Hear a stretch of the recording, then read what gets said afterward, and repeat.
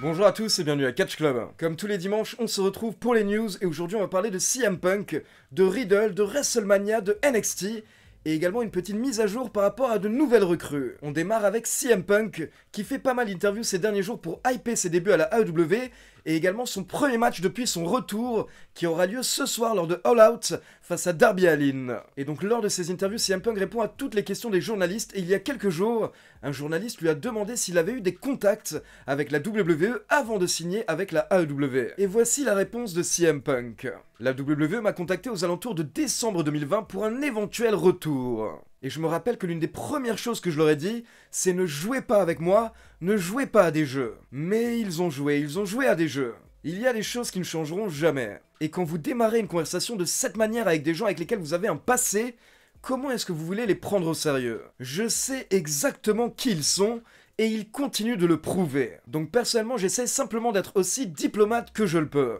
Puis forcément, un journaliste a également demandé à CM Punk s'il pense qu'un jour sa femme AJ Lee remontera sur les rings, et voici la réponse de CM Punk. Alors honnêtement, je ne pense pas. On me pose cette question à chaque interview, et personnellement, j'adorerais revoir AJ Lee catcher, mais je ne pense pas qu'elle souhaite le faire, parce qu'elle est une toute petite personne et elle a des problèmes à la nuque. Elle a des problèmes au cou. C'est d'ailleurs pour cette raison qu'elle avait pris sa retraite à la base. Je pense que la longueur d'une carrière pour une catcheuse est beaucoup plus courte que pour un catcheur malheureusement. Et actuellement je pense qu'elle est vraiment concentrée sur ce qu'elle fait, notamment le fait d'écrire. Il faut savoir qu'elle a 1 million de projets. Donc honnêtement je pense qu'un retour pourrait l'intéresser, mais actuellement ce n'est pas du tout dans son vocabulaire, ce n'est pas du tout dans sa tête. Donc ça me paraît impossible. On enchaîne avec une petite mise à jour par rapport aux propos de Riddle, car si vous avez vu la vidéo news de la semaine dernière, je vous avais traduit une interview de Riddle où il avait sévèrement critiqué Roman Reigns. Mais après la traduction, je vous avais précisé que selon moi, Riddle était dans son personnage lors de cette interview, et Riddle essayait peut-être de semer quelques graines pour une potentielle future rivalité face au chef tribal. Mais apparemment, ce ne serait pas du tout le cas. En effet, d'après le média Wrestling Observer, Riddle aurait de la hit en coulisses au sein de certains cercles. Le média confirme que cette interview n'avait aucun rapport avec une future rivalité entre Riddle et Roman Reigns, ça n'avait rien à voir avec les storylines. Donc beaucoup de personnes seraient déçues des propos négatifs de Riddle car ils considèrent qu'il a un énorme talent, mais par contre il ne sait pas du tout gérer le côté politique et corporate de la WWE. Et il faut préciser que c'est la troisième grande star que Riddle critique ces derniers mois. Il avait démarré notamment avec Goldberg et Brock Lesnar, mais Riddle avait tout de même précisé ces dernières semaines que sa relation avec Goldberg s'est améliorée. Par contre, il ne pense pas que sa relation avec Brock Lesnar s'améliorera un jour. On continue avec une nouvelle vague de recrues qui vont débarquer au Performance Center. En effet, cette semaine, la WWE a annoncé la signature de 6 nouvelles superstars qui vont s'entraîner au Performance Center.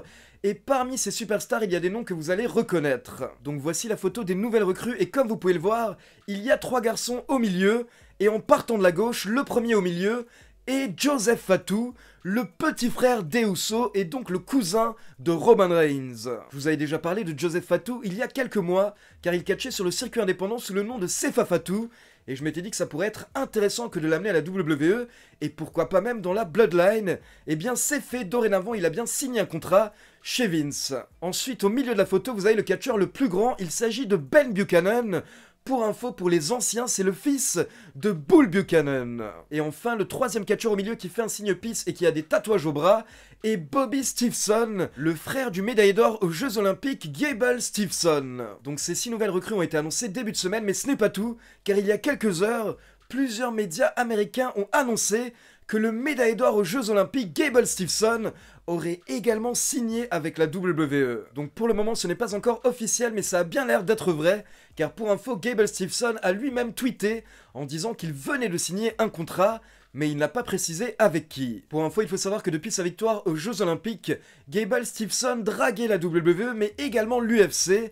Il n'arrêtait pas de tweeter les deux fédérations et les deux patrons, Vince McMahon et Dana White. Et Gable Stevenson s'était même rendu à SummerSlam, il avait été accueilli en coulisses par Vince McMahon, et il avait même été présenté à la foule lors du show. Donc bien entendu, on lui souhaite le meilleur. Mais habituellement, à la WWE, les champions olympiques, ça marche bien. On continue maintenant avec une rumeur concernant WrestleMania 38 qui aura lieu à Dallas, au Texas, en avril 2022. Il faut savoir que lors de plusieurs interviews en début d'année, Stephanie McMahon avait précisé que pour le moment, la WWE va revenir à un WrestleMania sur une nuit. Mais au final, d'après le média américain Fightful, la WWE va à nouveau organiser un WrestleMania sur 2 nuits dès l'année prochaine à Dallas, au Texas. WrestleMania devrait avoir lieu le samedi 2 avril et le dimanche 3 avril. Donc maintenant on attend la confirmation de la part de la WWE, mais attention, à côté de ça, cette semaine on a également une news par rapport au plus grand show annuel de la New Japan, Wrestle Kingdom. Wrestle Kingdom ces dernières années était passé également à 2 nuits, mais l'année prochaine, Wrestle Kingdom 2022 aura lieu sur 3 nuits. En effet, cette semaine, la New Japan a annoncé que la nuit 1 et la nuit 2 de Wrestle Kingdom auront lieu les 4 et 5 janvier au Tokyo Dome. Mais il y aura également une nuit 3 le 8 janvier 2022 qui aura lieu à la Yokohama Arena. Et du coup, pour le moment, nous ne savons pas ce qui va se passer par rapport au show New Year Dash qui a lieu habituellement le lendemain de Wrestle Kingdom. Et donc justement en parlant de WrestleMania, petite mise à jour par rapport à la rivalité entre The Rock et Roman Reigns. Donc je vous en avais parlé ces dernières semaines, d'après le média américain Mad Men Podcast, The Rock était censé faire son retour cette année lors des Survivor Series au mois de novembre pour lancer sa rivalité face à son cousin, le chef tribal, Roman Reigns, et derrière ça aurait mené à un match lors de WrestleMania 38 à Dallas au Texas. Mais apparemment d'après les dernières rumeurs, la WWE n'envisage plus un match entre The Rock et Roman Reigns pour WrestleMania 38, mais à la place, le match serait repoussé pour WrestleMania 39 à Hollywood. En effet, nous ne savons pas si c'est à cause de l'emploi du temps de The Rock, mais du coup, il ne devrait pas affronter Roman Reigns l'année prochaine lors de WrestleMania 38, et à la place, on pourrait avoir Roman Reigns contre Brock Lesnar en main event de WrestleMania 38.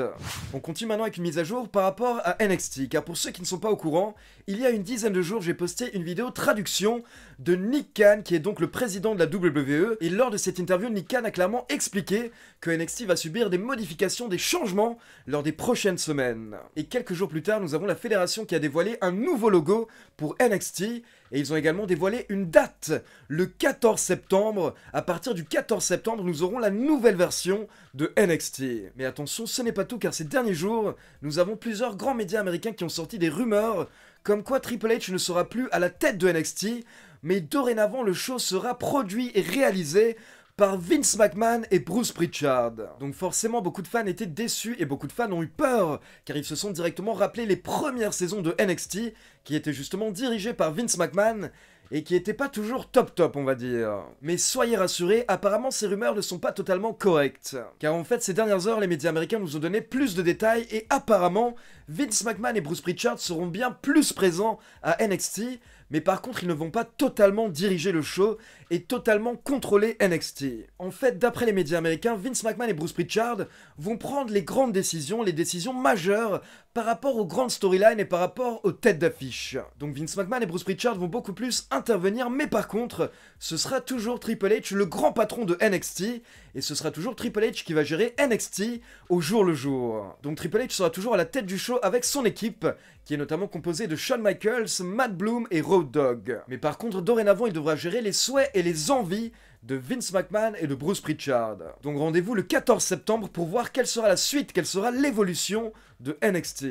Et donc on termine cette édition avec une triste nouvelle qui concerne la catcheuse Daphne Younger. Certains d'entre vous connaissaient sûrement la catcheuse Daphne, que vous avez pu voir à la WCW au début des années 2000, notamment dans une association avec David Flair et Crowbar à l'époque, mais également à la TNA 10 ans plus tard, vers les années 2010, où elle avait effectué un retour. Et ces dernières années, il faut savoir que Daphne apparaissait également sur le circuit indépendant, mais malheureusement cette semaine, mercredi soir, Daphne a fait un live sur Instagram qui était très inquiétant. En effet, mercredi soir, Daphne s'est filmée en direct sur Instagram et elle était en larmes, elle n'allait pas bien, elle a dit qu'elle était seule, qu'elle ne se sentait pas bien, et lors de ce live, elle tenait quelque chose dans sa main, et ça ressemblait à une arme à feu. Et à la fin de son live, elle a dit qu'elle souhaitait faire don de son cerveau à la science.